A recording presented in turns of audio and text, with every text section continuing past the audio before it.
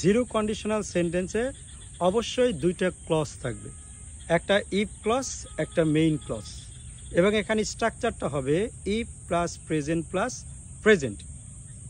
আমরা জানি যে সায়েন্টিফিক ট্রুথের ক্ষেত্রে এই জিরো কন্ডিশনাল সেন্টেন্স হয়, যেমন if you heat water to 100 degree Celsius it বয়েলস।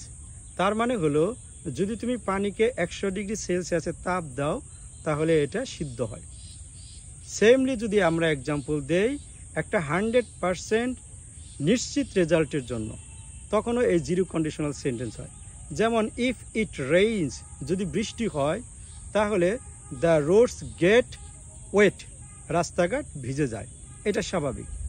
আবার যদি আমরা জেনারেল ট্রুথের কথা বলি তাহলে অবশ্যই সেখানে জিরো কন্ডিশনাল সেন্টেন্স হবে। যেমন if you touch a fire, তুমি যদি আগুনকে টাচ করো ইউ গেট বার্ন, তুমি পুড়ে যাও। তাহলে এই তিনটা ক্ষেত্রে আমরা এই জিরো কন্ডিশনাল সেন্টেন্সকে ব্যবহার করব। Thank you so much.